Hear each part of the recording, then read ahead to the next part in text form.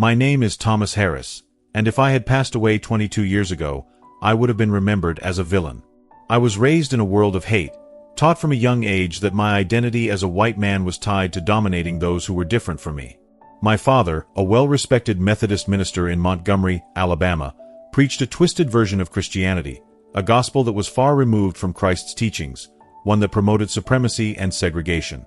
I grew up hearing that black people were descendants of Ham, cursed by God, destined to serve, never to lead. This wasn't just a belief in my home, it was a truth embraced by everyone around me. The pews of our church were filled with judges, law enforcement officers, and politicians, all reinforcing these same ideas. The first time I witnessed the brutal beating of a black man, something stirred inside me, but my father's hand on my shoulder and his whisper, "This is God's will," made me believe it was justified. By the time I turned 21, I had joined the Ku Klux Klan, quickly climbing the ranks. I became proficient in my role. Holding the cross in one hand and the torch in the other, I spread fear, violence, and destruction, all while believing that I was defending my people.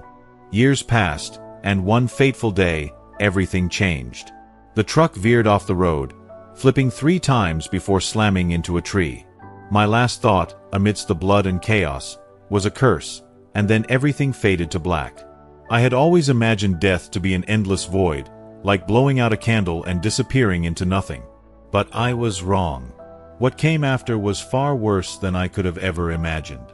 At first, there was only darkness, but it wasn't a quiet void. It was heavy, pulsating, as though the emptiness itself had a life of its own. Something terrible surrounded me. Then, the screams began, not distant cries, but voices I recognized. Voices of the people I had hurt, men, women, children, screaming in pain, fear, and desperation. They called me by my name, Thomas.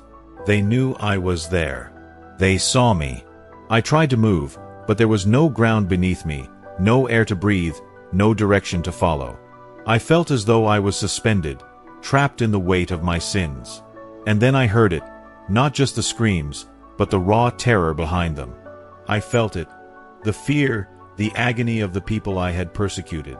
Every punch I'd thrown, every insult I'd hurled, every home I'd set ablaze, every night a father had stayed awake, fearing that I would burn his house to the ground. All of it came rushing back, now turned against me. There was no escape. I wanted to scream, to run, but how could I escape when hell itself was inside me? It was then that the light appeared. But it wasn't just any light. It wasn't a soft glow or the beam of a flashlight. It was a living, pulsating light, overwhelming and undeniable. The light pierced through me, a truth so absolute it forced me to face everything I had been. And from within that light, a figure emerged. I knew who it was, but he was nothing like I had imagined.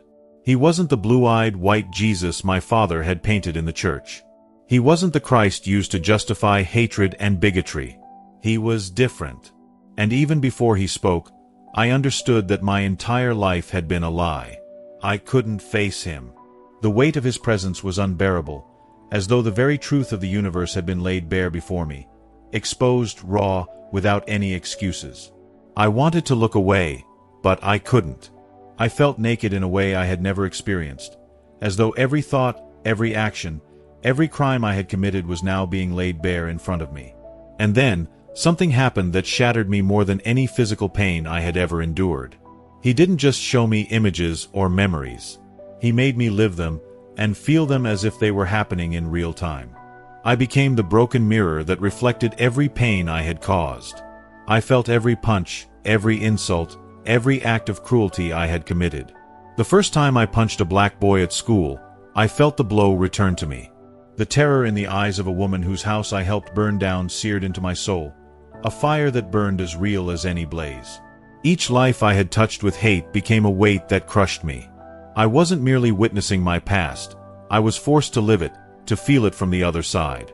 If you are not subscribed, I recommend subscribing and activating the notification bell so you don't miss any videos. The hardest part wasn't the physical pain. It was a shame. A shame so deep, so suffocating, that I felt like I could never escape it.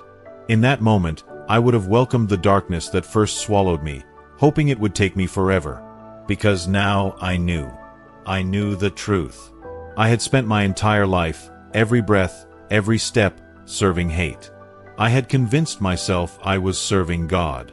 But the truth hit me with the force of a tidal wave. I had hurt people, lives that I shattered. Some of them I couldn't even remember, but now their faces were all I could see.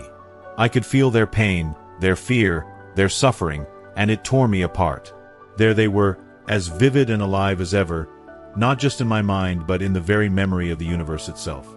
I saw one man, his life slipping away as my group beat him to death. He didn't hate me.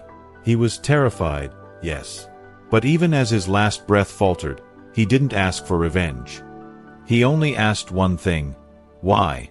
And at that moment, I too asked why. I asked it because now I understood. How could I have ever believed that this was justice? How could I have convinced myself that violence was a reflection of holiness? My chest ached under the weight of a burden too heavy for any human to bear. It felt like the entire world was pressing down on me. And in the depths of my soul, the question echoed: how did I get here? How did I fall so far from the man I was supposed to be? And it was then that I heard his voice. Jesus. His voice wasn't angry, not at all. There was no condemnation in it. Instead, there was something far more excruciating: compassion. Pure, unshakable compassion. Don't you understand? His voice thundered, yet it was gentle, like a whisper that reached into the deepest part of me. You spent your entire life fighting against me. Those words struck me like a dagger through my heart, twisting as it went deeper. How could that be? I had always believed I was on his side. I had always believed that everything I did, all the hate I harbored, was justified because it was for a higher cause. My father had taught me that white supremacy was God's plan, that segregation was sacred, and that our way was the righteous way. But now, standing before him, I could no longer hide from the truth. There was no room for excuses anymore. I knew, deep down, I had always known something was wrong, but I buried that doubt, suffocated it with pride, with hate, and with a desperate need to belong to something bigger than myself. I was there, William. He continued. His voice was both a reminder and a rebuke. When you set that church on fire, I was there. When you raised your hand against the defenseless, I was there. When you cursed the name of your brothers, I was there. Each word he spoke added more weight to the crushing burden on my chest, like the universe itself was collapsing in on me. The more he spoke, the less room I had to breathe, to hide from the truth. I wanted to argue, to beg for mercy, to tell him I had been deceived, that I had been misguided. But how could I lie before the one who is the truth itself? How could I pretend before the very embodiment of love? And then, he showed me something that made my stomach twist with regret and horror. He revealed my family to me. I saw my mother and my grandmother. But what I saw in their eyes destroyed me.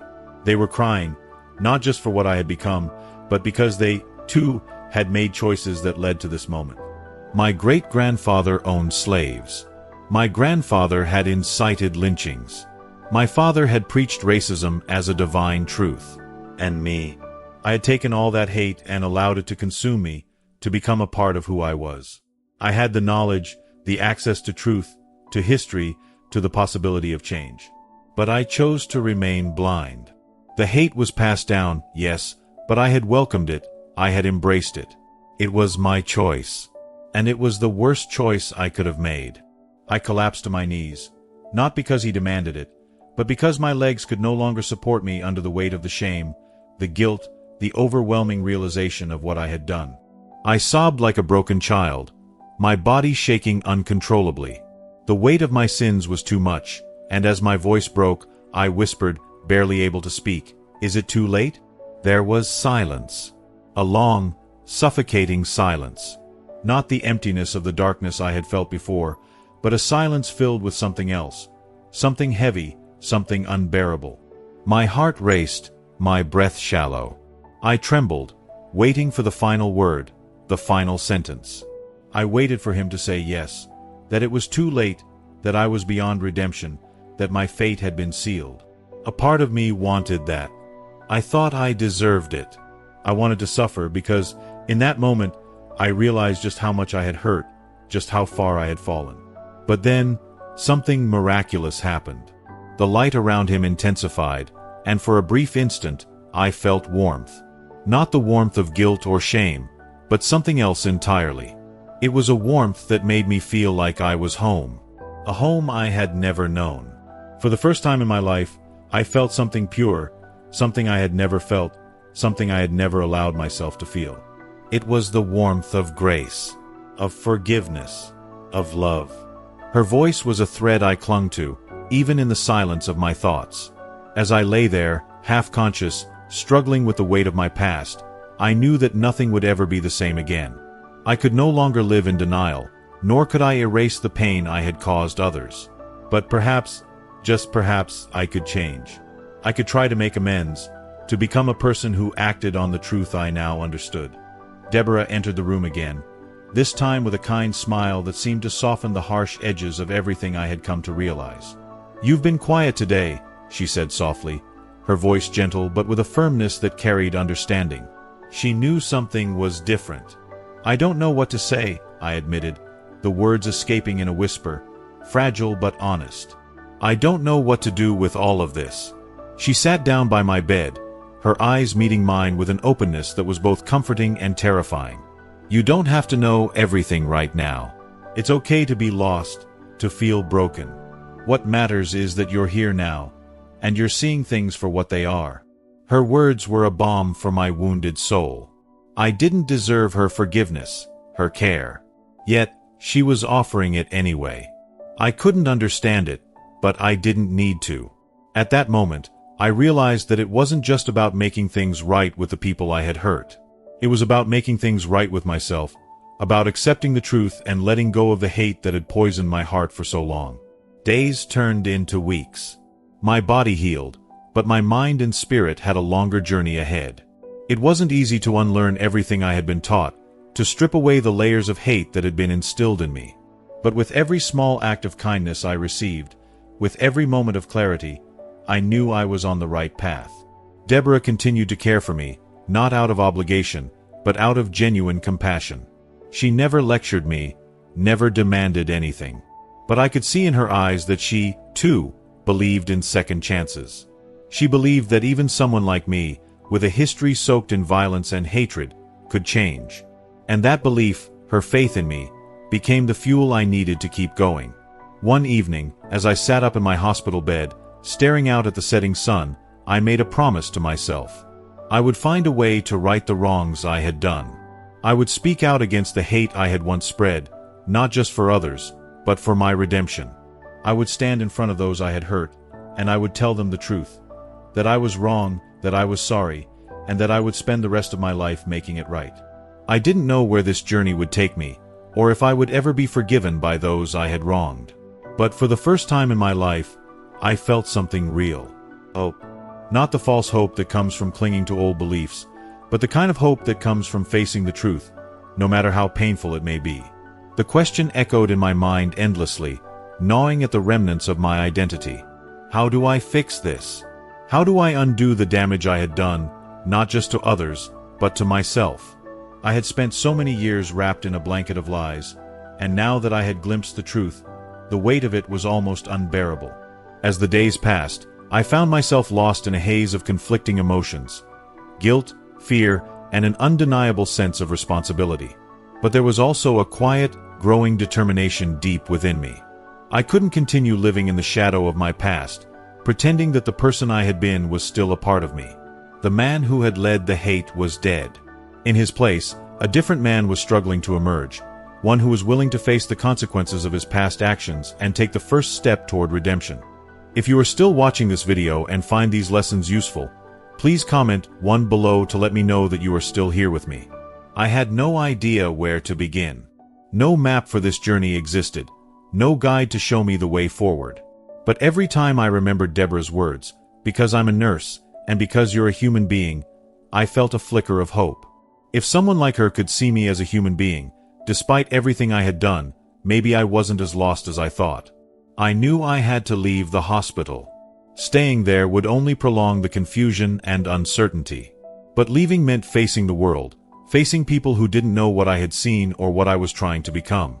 I couldn't just return to my old life. I had to walk a different path, even if it meant walking alone.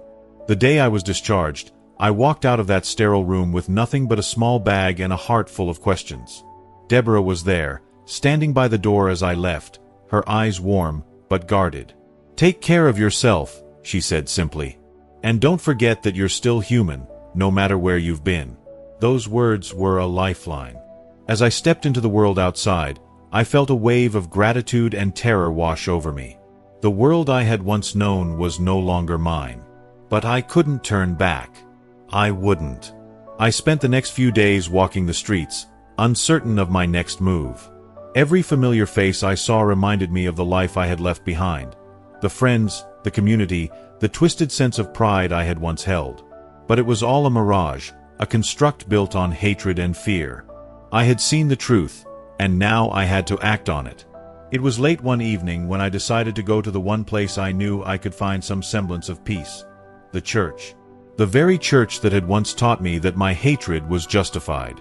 But now, with everything I had learned, I knew that if there was any place left for redemption, it was there. I stood in front of the door, my hand resting on the worn wood. I was scared. Scared of the judgment, scared of the rejection. But I knew I couldn't do this alone. And if I was going to truly change, it had to start with facing the people who had helped shape me. I pushed open the door. Inside, the faint smell of incense mixed with the stale air. It was empty, save for a few scattered pews and the quiet echo of my footsteps. I walked slowly down the aisle, my heart pounding in my chest. I didn't know who I was looking for. I didn't know what I expected to find. But I knew I needed to speak the truth, and I needed to do it here. It wasn't long before I saw someone, an elderly woman, sitting near the front. Her eyes were kind, and she smiled when she saw me approach. It was the first time in years that someone had looked at me without fear or anger. "Can I help you, son?" she asked softly. I swallowed hard, my voice cracking as I spoke the words I had longed to say for so long. "I'm sorry. I've been wrong about so many things. And I don't know if you can forgive me, but I need to say it. I've spent my life spreading hate, and I was wrong. I was wrong about everything." Her smile faded slightly, but she didn't turn away. "We've all been wrong at some point," she said gently. "The important thing is that you've seen the truth now. You're not the person you were, and that's what matters." I stood there, frozen, as a wave of emotion threatened to overwhelm me. The woman had forgiven me, not because of anything I had done to earn it, but because of the simple truth she saw, that I had changed, that I was trying. And in that moment, I knew what I had to do. I had to continue walking this path, no matter how difficult, no matter how lonely. Redemption wasn't going to be easy, but it was mine to earn. And maybe, just maybe, one day, I would be able to look back on this moment and say that I had finally done the one thing that had eluded me for so long. I had chosen the right path. I drove away from my father's house, my heart a mix of sorrow and resolve. The road ahead was unclear, but it was mine to walk. His rejection wasn't a surprise. It was the last thing I had expected from him, and yet, it felt like the inevitable consequence of everything we had built our lives on. My father had always been certain in his beliefs, and it was clear now that nothing, not even the truth, would shake that foundation. But as painful as it was, I couldn't go back.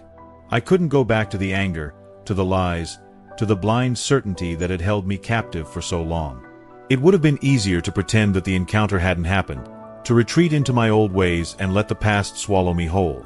But the moment I prayed in that hospital, the moment I saw the truth, it was like waking up from a dream I hadn't even known I was asleep in. I didn't know what I would do next, but I knew I had to find people who would understand, or at least, people who would give me the space to understand myself. I didn't expect anyone to accept me right away, nor did I deserve that. But I couldn't continue on the path of self-destruction and hatred. I ended up in a small, quiet town far from Birmingham. It wasn't a place where anyone would recognize me. It wasn't a place where I could hide from my past, but it was a place where I could start over without the weight of expectations. I found a small, run-down apartment to rent, just enough to live on. It was a start. The first few weeks were the hardest. I didn't know where to begin. I spent my time reading, trying to understand the things I had never allowed myself to think about before. Things like compassion, forgiveness, the true meaning of faith, and the humanity I had denied in myself and others. I went to church, not because I was seeking salvation, but because I needed a space to think, to pray, to sort through everything I had learned. I spoke to the pastor there, a gentleman with a calm demeanor, who didn't look at me with judgment, only curiosity and kindness. "Redemption is a process," he told me one day, as we sat over coffee. "It's not a moment. It's a journey, and it starts with taking responsibility for where you've been, and finding the courage to move forward." His words stuck with me. He didn't offer easy answers, and he didn't promise that everything would be okay right away. But he offered me something more valuable than any quick fix. He offered me patience. The town, though small, had its rhythms and routines. I started volunteering at the local food bank, helping to distribute meals to those in need. It wasn't much, but it was something. It was a way to give, a way to start undoing the damage I had done, even if just a little at a time. Every face I saw, every person I helped, reminded me that the work of healing wasn't just about me. It was about the world I had once hurt and the world I now wanted to help rebuild. I still had days when the weight of my past threatened to swallow me whole. I still heard my father's voice in my head, telling me I was weak, and that I had abandoned the cause. But I also heard the voices of those who had given me a second chance, Deborah's quiet confidence, the pastor's patience, and the faces of the people I helped. Slowly, I began to believe that change was possible, not because I had the power to fix everything, but because I was willing to start trying. One night, months later, as I sat alone in my small apartment, I thought about the path I had walked. I thought about the man I used to be, the man who thought that hate was the only way to make sense of the world. And I thought about the man I was becoming, the man who, for the first time, saw the world as it truly was, full of pain and beauty, suffering and hope. I wasn't perfect, and I wasn't sure if I would ever be fully forgiven. But that night, for the first time in a long while, I felt at peace with who I was becoming. The road ahead was long, but it was a road I was willing to walk. And as I looked out the window at the darkened town, I whispered to myself, "I'm trying. I'm trying." That was enough for now. It had to be. The question echoed in my mind, where to go? My entire life had been spent surrounded by people who thought like he did, like I once did. People who were so sure of their hate that it seemed to blind them to everything else. But I had changed. I was no longer the man I used to be, and now, in their eyes, I was nothing more than a traitor, a man with no place to call home. At that moment, the overwhelming sense of isolation hit me like a physical blow. I had no friends, no allies, no one to turn to. So, in a moment of raw desperation, I did the only thing that felt right, the only thing that felt even remotely like a choice. I drove to church. But not to the church where I had spent my youth, the one where hate was preached as though it were scripture, where every verse was tainted with venom and anger. No, I drove to a different church, a church that, until that fateful moment, I would have avoided at all costs. It was a church attended by black people, and I couldn't help but feel an intense mixture of fear and shame at the thought of stepping through those doors. My upbringing had poisoned me against everything I had come to believe was other. But that day, it was all I had left. I parked the truck, and for what felt like an eternity, I just sat there, staring at the humble building before me. My mind raced with questions. My heart pounded in my chest. What was I doing here? What right did I have to walk through those doors? Would they recognize me? Surely, word had spread by now. The whole city must have known of my return, and that thought made my stomach churn with dread. What if they saw me for who I was? What if they expelled me? What if they hated me as much as I had once hated them? But then, amid all that turmoil, a strange and unexpected calm washed over me. For the first time in years, I wasn't afraid. Taking a long, shaky breath, I finally opened the door and stepped out of the truck. My legs felt unsteady, like they were carrying me toward something far bigger than myself. As I made my way toward the church, I could already hear the murmurs begin. People stopped mid-sentence, eyes turning toward me, all at once. I didn't need to hear the whispered thoughts to know what they were thinking. What is he doing here? The air inside the church was thick with tension, like the very walls were rejecting my presence. I felt the weight of every set of eyes on me, a suffocating reminder of my past, my sins, my shame. But then, something happened that I could never have predicted in my worst nightmares or my wildest dreams. If you are still watching this video and find these lessons useful, please comment 2 below to let me know that you are still here with me. An elderly woman, her gray hair pulled back into a simple bun, dressed in a modest blue dress, approached me.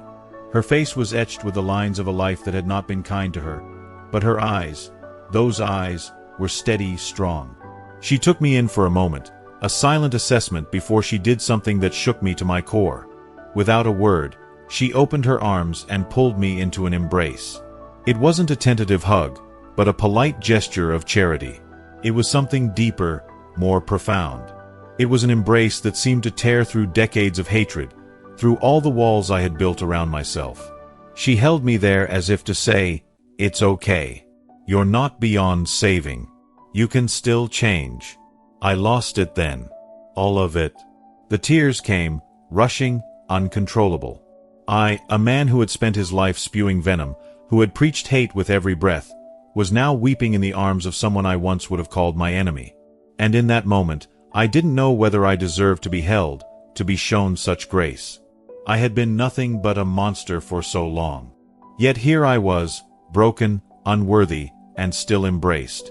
The weight of all those years of hate, of lies, of denial, came crashing down on me like a flood. I wept for every cruel word I had ever said, for every life I had destroyed with my ignorance, for every moment I had chosen hatred over love. I collapsed in her arms, my body trembling with emotion I had spent a lifetime burying deep inside. I was no longer William Smith, the man I had once been. I was just a broken man, lost, searching for redemption in the only place that had any hope of offering it. As the silence stretched on, I could feel the eyes of the congregation on me. Some watched with curiosity, others with suspicion, and some with pain in their gaze. I knew I wasn't welcome here in the way I wanted to be. But this woman, this angel in human form, held me, her hands gently cradling my face. She looked into my eyes, and for the first time in my life, I felt seen. Truly seen. "Do you want to change?" Her voice was soft, but there was no mistaking the firmness in it. I could barely breathe, let alone speak. I nodded, my throat tight, the words stuck in my chest.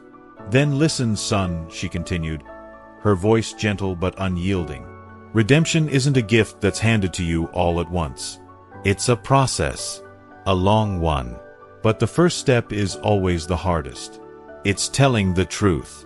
And that's what you need to do now, the truth." I had known, deep down, that this moment would come.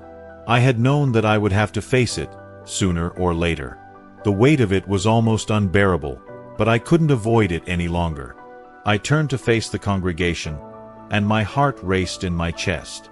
"My name is William Smith," I began, my voice shaking. "I spent my life spreading hate. I was a member of the KKK.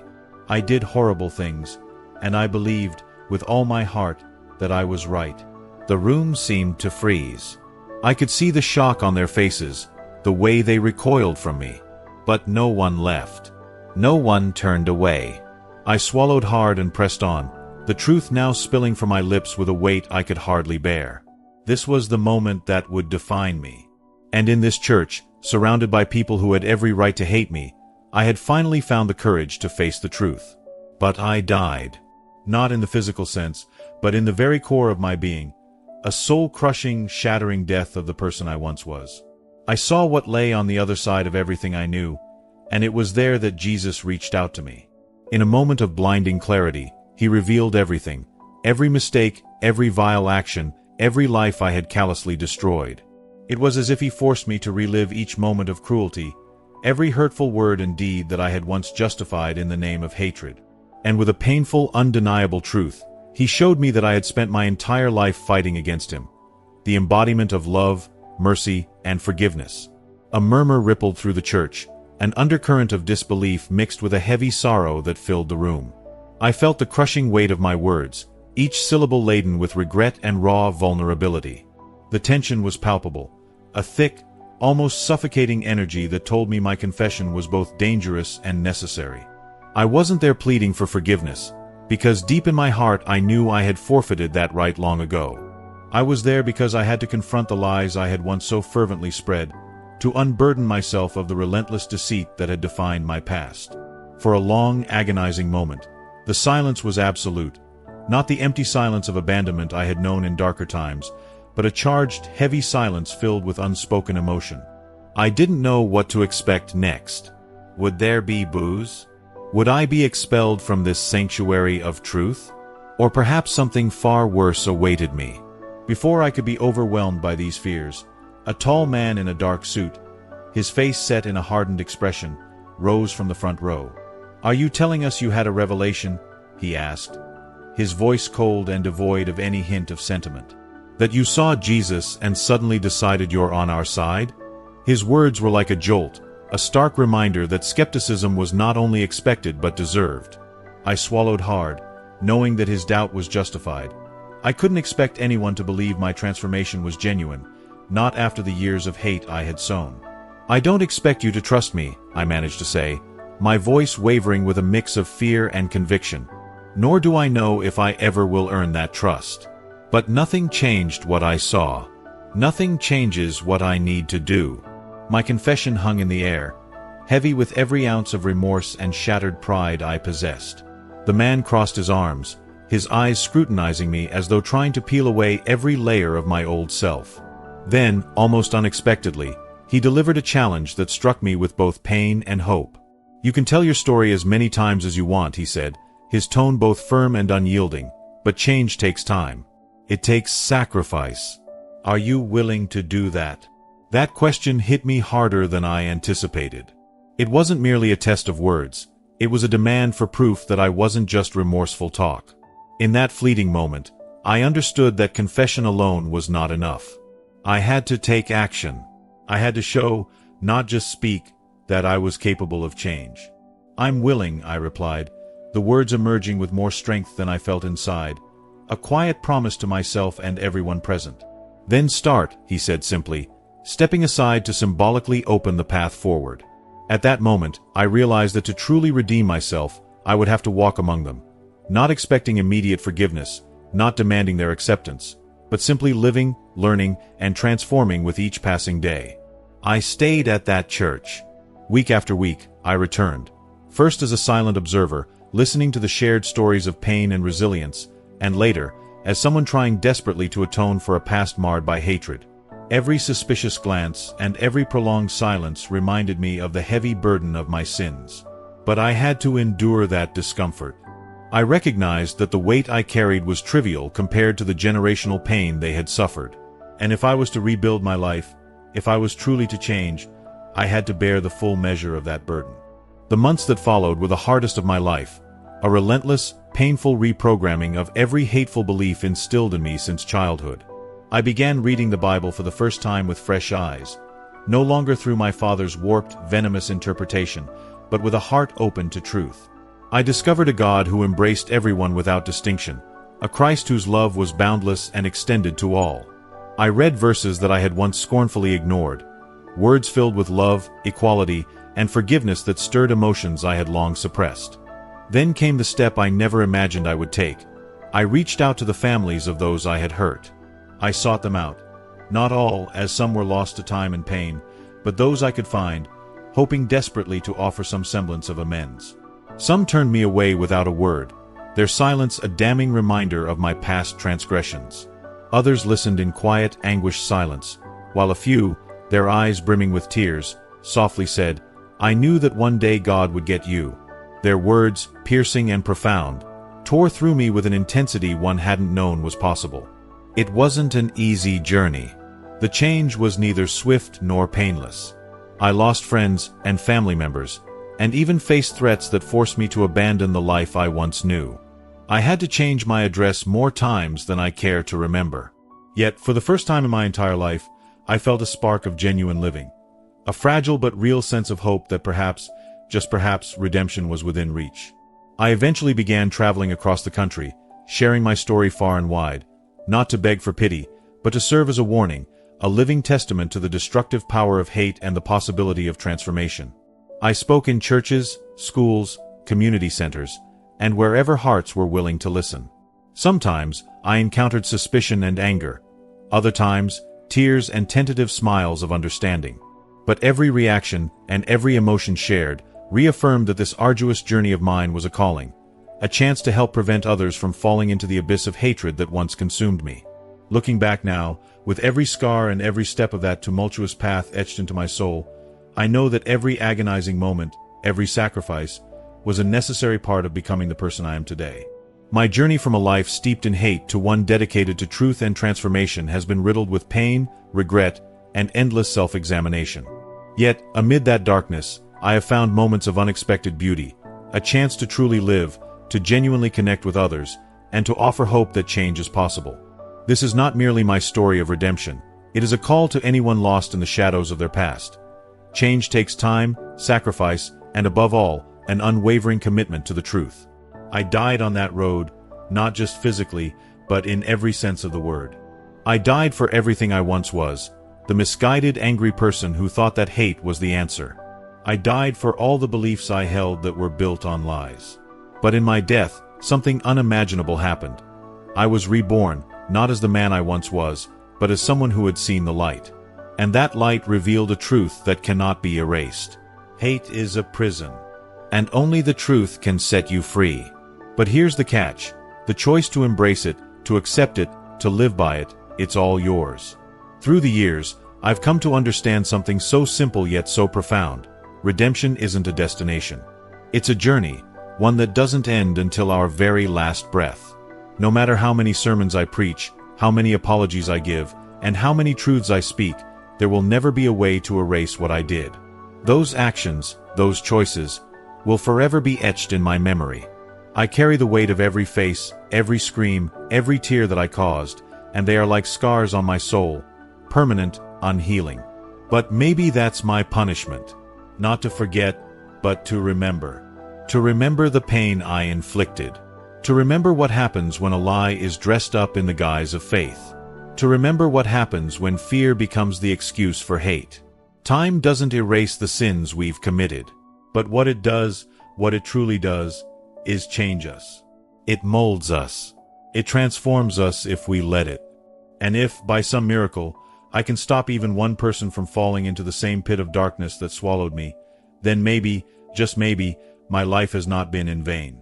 Maybe there is still some purpose in it. For so long, I preached a message of punishment, division, and fear. I spoke of a God who separated, who judged, who condemned. But the God who reached out to me, the God who gave me a second chance, he isn't about division. He's about uniting. He doesn't condemn without offering a path to change. He offers hope, a chance to turn around, but we have to choose to take it. Now, at 75 years old, my body is frail, tired, and worn out. My heart, once shattered, now beats slower, almost as if it's whispering its goodbyes. And I am ready. Ready to face whatever comes next. Because this time, for the first time, I am not afraid. I know where I'm going. I know the truth, and it's not something I fear anymore. If you are still watching this video and find these lessons useful, please comment 3 below to let me know that you are still here with me. But before I go, there's one last thing I need to say. If you are reading this, if you feel the same rage that once consumed me, if you believe the same lies I once believed, then I beg you to listen. You are on the brink of becoming a prisoner of your hate, a prisoner of things you don't even understand. You're fighting against everything you claim to love and protect. You can go on, day after day, denying the truth, rejecting what's right in front of you.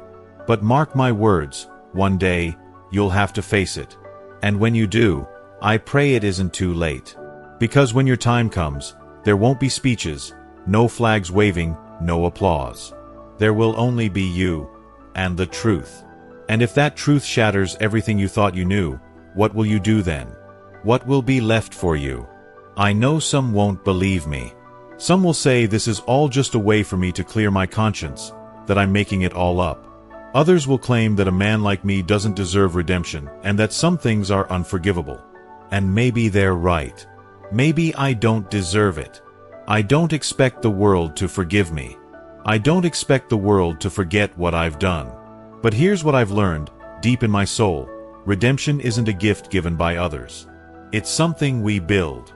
We build it with every choice, every decision, every moment we choose to live differently. It's a burden we carry, not to erase the past, but to ensure it never happens again. I made my choice. I chose to tell the truth, even when I knew it could cost me everything. I chose to face the pain I caused, to look into the eyes of those I hurt, even knowing that many of them would never forgive me. I chose to live, not to justify who I was, but to ensure that no one else would walk down the same destructive path I did. And if that's the only good I can leave behind, if that's the only legacy I can offer, then maybe, just maybe, it was worth it. It was worth coming back. It was worth facing my demons. It was worth every moment of struggle. As my journey nears its end, I know that my story doesn't have to die with me. If I could go back in time, if I could talk to that young man of 21 who thought he had it all figured out, I would tell him one simple thing: you are wrong. And if you, reading this now, are filled with the same rage, the same sense of injustice I once felt, if you believe in the same lies I once believed, then I beg you, please, stop before it's too late. I've seen the other side. I've been there. And there's nothing more terrifying than realizing you've spent your whole life fighting for the wrong side. If you're still breathing, if your heart is still beating, there's still time. There's still a way back. But remember, the choice is always yours. If this story has made you pause, if it has made you reflect, imagine this. What will it be like when you face the truth in your final moments? Will you have the courage to change? Will you have the strength to say, I was wrong, but now I choose differently? I want to know what you think. What moved you most in this story?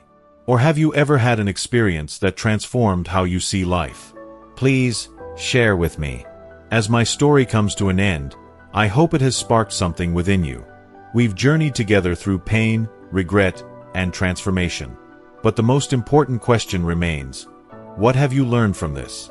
How will you apply the lessons of truth, redemption, and choice to your own life? I'd love to hear from you. Please take a moment to comment below and share just one thing you've learned from this story that you'll carry forward into your journey. What change are you ready to make today? If this video resonated with you, if it touched your heart or made you think, please leave your thoughts in the comments below.